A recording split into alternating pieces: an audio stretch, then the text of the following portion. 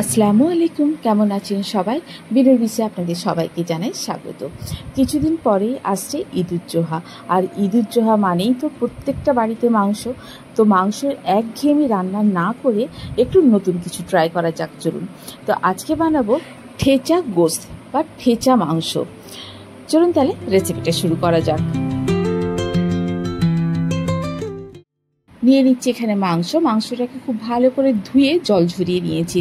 এখানে হাড় ছাড়া বা হাড় সমেত দুই রকম মাংসই নেওয়া যেতে পারে। এবারে নিয়ে নেব একটা প্রেশার কুকারের মধ্যে মাংসগুলোকে দিয়ে দেব।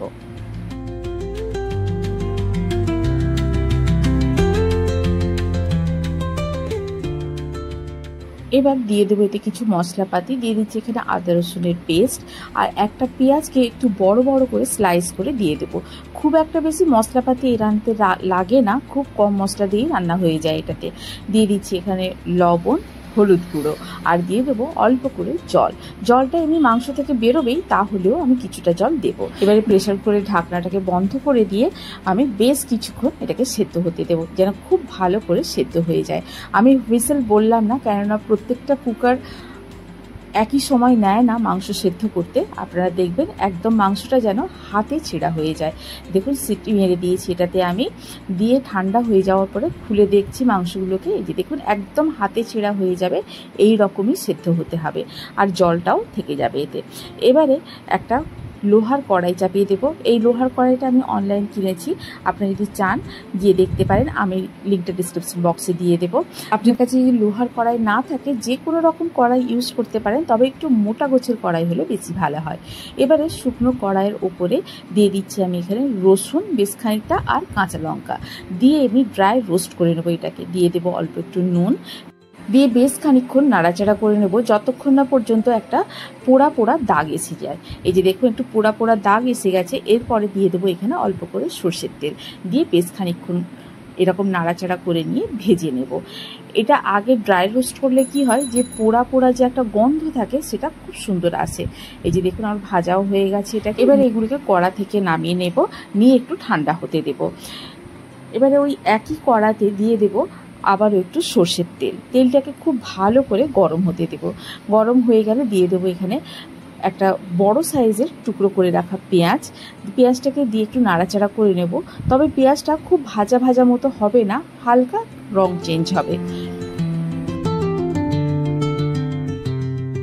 এবারে যতক্ষণ পেঁয়াজটা হচ্ছে, চলুন লঙ্কা আর রসুন যেটাকে ভেজে রেখেছিলাম সেটা এবারে ঠান্ডা হয়ে গেছে, এটাকে থেতো করে নেব। তবে একেবারে মিহি পেস্ট করব না, পাথরের হামানদিস্তে দিয়ে হালকা হালকা করে থেতো করে নেব।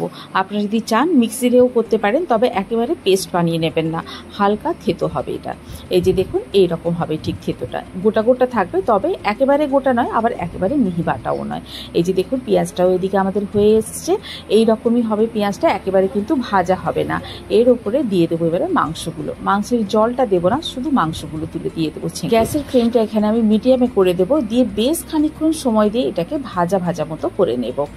খুব বেশি লো ফ্লেমে দেবো না, আবার খুব হাই ফ্লেমেও করবো না। হাই ফ্লেমে দিলে এটা পুড়ে যেতে পারে, আবার খুব বেশি লো ফ্লেমে দিলে কি হয়, যে ভাজা ভাজা মার্কটা আসে না, এটা অনেক বেশি সময় নিয়ে যায়। মাংসটা যখন আমাদের পুরোপুরি সেদ্ধই হয়ে আছে, তো সেই জন্যে একেবারে লো ফ্লেম দেওয়ার দরকার নেই, মিডিয়াম ফ্লেম রাখলেই হবে। তবে এটাকে সময় দিয়ে কিন্তু ভাজতে হবে।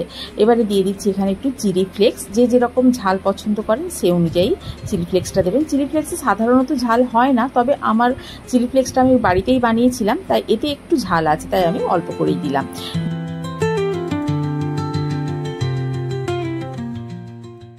এই যে মাংসটা আমাদের বেশ ভাজা ভাজা মতো হয়ে গেছে। এবারে দিয়ে দেবো এখানে আমি রসুন আর লঙ্কা যেটা ভেজে থেতো করে রেখেছিলাম সেটা। আমি এখানে লঙ্কা রসুনটা দিলাম। আপনার কাছে যদি ধনেপাতা থাকে অবশ্যই কিন্তু ধনেপাতাটা দেবেন। আমার কাছে এখানে ধনেপাতা ছিল না, তাই আমি দিলাম না। লঙ্কা আর রসুনটাকে দিয়ে খুব ভালো করে আবারও মিনিট 10 ধরে এটাকে ভাজতে হবে লো ফ্লেমে। এবারে কিন্তু ফ্লেমটাকে লো করে দিতে হবে, না হলে এগুলো পুড়ে যেতে পারে। ঠেচা গোশতটা কিন্তু আমাদের একদম রেডি হয়ে গেছে। এবারে দিয়ে দেবো আমি এখানে এক টুকরো পাতিলেবুর রস। পাতিলেবুর রসটা দিয়ে একটু নাড়াচাড়া করে নিয়ে সঙ্গে সঙ্গে কিন্তু গ্যাসের ফ্লেমটাকে বন্ধ করে দেবো। এই ঠেচা গোস্ত বা ঠেচা মাংসটা কিন্তু ভাত, রুটি, পরোটা, নান যে কোনো কিছু দিয়ে কিন্তু একেবারে জমে যায়। আর আমি যেহেতু ভেতো বাঙালি, আমি তো আজকে ভাত দিয়েই ট্রাই করব। আমাদের ভাত, ঠেচা গোস্ত দুটোই রেডি। আমি চললাম দুপুরের লাঞ্চ করতে। আপনারা কিন্তু রেসিপিটি অবশ্যই ট্রাই করবেন, করে জানান আমাকে কেমন লাগলো। যদি ভালো লেগে থাকে তাহলে বন্ধুর সঙ্গে শেয়ার করুন, আর যদি কোনো নতুন বন্ধু থেকে থাকেন তাহলে আমার চ্যানেলটিকে সাবস্ক্রাইব করে পাশে থাকার অনুরোধ রইল। আজ তাহলে এই পর্যন্তই, আবার দেখা হবে। ভালো থাকুন, সবাইকে ভালো রাখুন। আর বাইকের হর্নগুলোকে প্লিজ একটু ইগনোর করার চেষ্টা করুন। আল্লাহ হাফিজ।